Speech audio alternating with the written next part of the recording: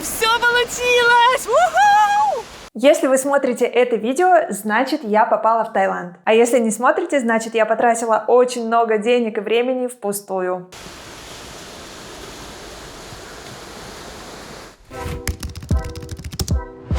Всем привет! Сегодня я расскажу, как правильно оформить тайпасс, как ни в чем не ошибиться, не нарваться на мошенников, как можно ускорить этот процесс и вообще поговорим обо всех тонкостях, которые помогут вам влететь в Таиланд и нигде не встрять. Это видео я записываю еще в Питере, пока у меня все еще свежо в памяти. Покажу вам, как я получала разрешение на въезд в Таиланд пошагово. Шаг первый – покупка авиабилетов. Таиланд требует, чтобы у всех, кто к ним влетает, были и обратные билеты. Я почитала, у кого-то их проверяют, у кого-то нет. Я думаю, что лучше подстраховаться и все-таки взять билеты возвратные или с возможностью поменять дату обратного вылета. Я проанализировала все предложения от авиакомпаний и решила полететь с катарскими авиалиниями. Я позвонила в их офис в Москве и уточнила, точно ли можно сдать или обменять обратные билеты. Я сказала, что лечу из России в Таиланд. Возможно, обратные билеты мне не понадобятся. Точно ли я смогу получить за них деньги назад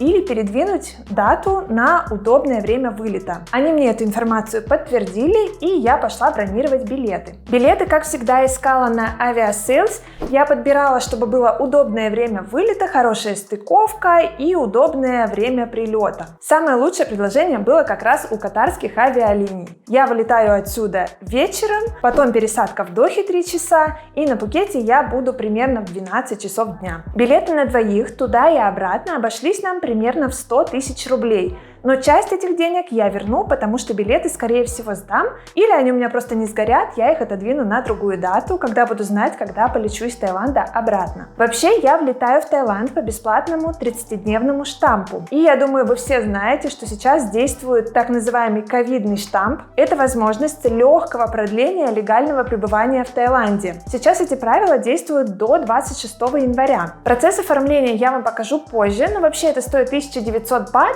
и набор документов там минимальный. Я думаю, вам будет полезно узнать, как это делается. Поэтому я пойду в офис и все это буду снимать. Подписывайтесь на мой канал, у меня еще будет много интересных и полезных выпусков из Таиланда. В общей сложности я планирую задержаться в Таиланде минимум на 90 дней. 30 бесплатный штамп плюс 60 вот этот ковидный штамп. Если его продлят еще, то посмотрим, может быть еще плюс 2 месяца. Второй шаг – это выбор отеля. Сейчас в Таиланде действует программа «Песочница» для вакцинированных туристов. Вы прилетаете в разрешенные провинции и сначала должны жить в сертифицированных отелях. Сейчас этот срок составляет 7 дней, после 15 декабря он будет составлять 5 дней. Это что-то вроде карантина, но вас не запирают в отеле, вы должны в нем просто ночевать. Чуть позже расскажу, как это проходит. Я лечу на Пхукет и решила выбрать отель на хорошем пляже, чтобы совместить и прохождение песочницы, и заодно отдохнуть. Я зашла на Booking и выбрала отели, которые подходят мне по цене, нравятся по расположению и по наполнению. Каждый отель нужно проверять на специальном тайском сайте, входит ли он в список сертифицированных, имеет ли пометку ША+.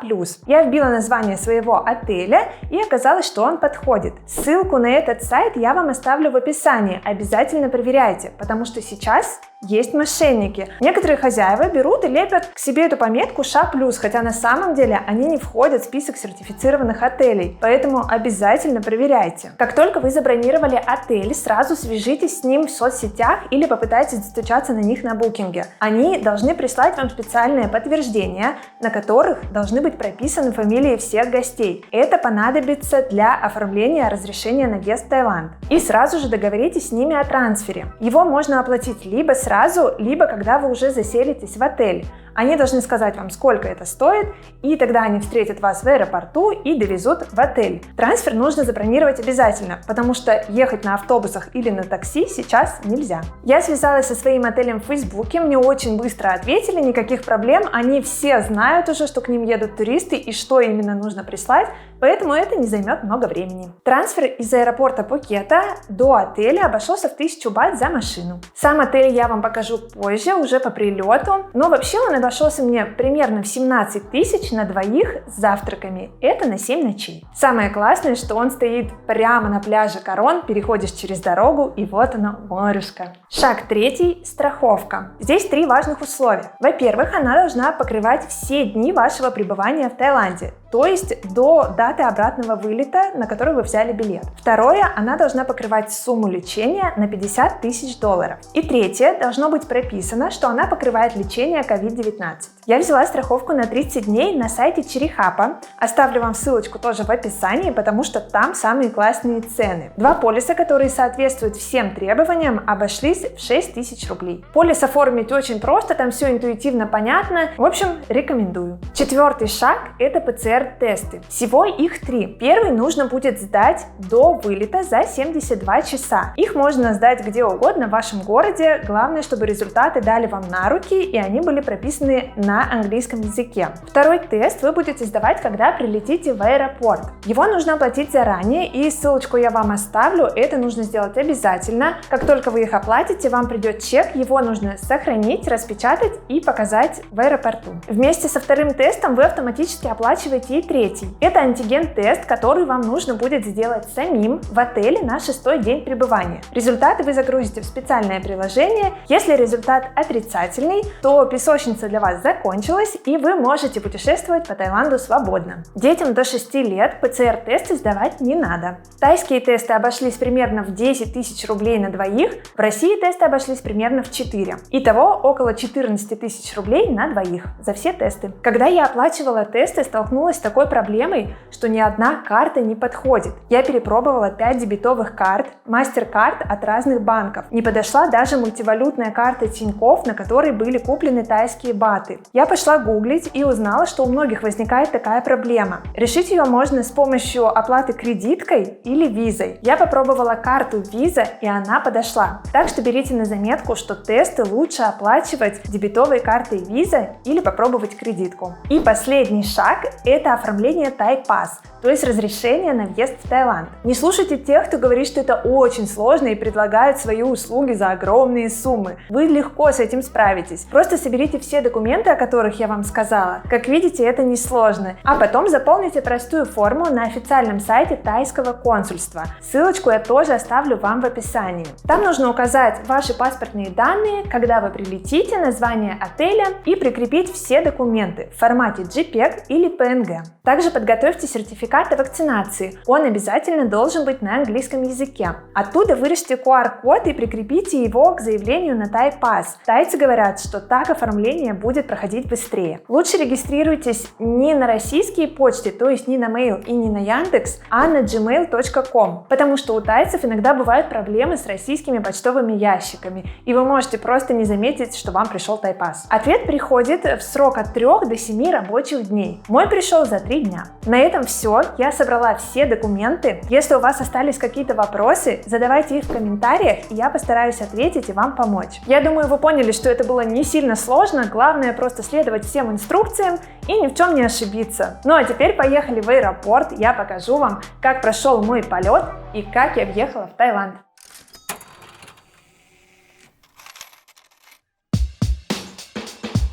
Я улетала из Питера. В аэропорту проверили все документы. Не только Тай-пас, но и страховку и даже обратные билеты. Я летела в Таиланд через Доху. Пересадка в аэропорту Хамад мне понравилась. Он комфортный и интересный. В транзитной зоне пограничного контроля нет. Перед посадкой проверили Тай-пас и ПЦР-тест.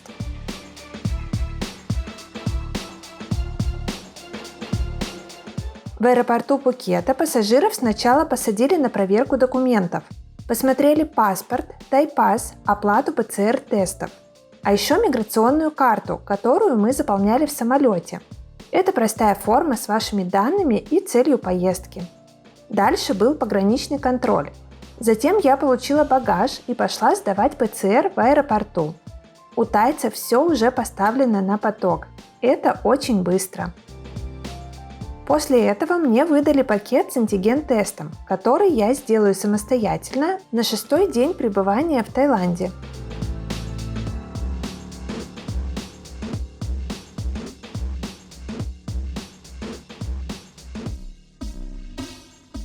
А затем я села в машину. Трансфер до отеля, который заказала заранее.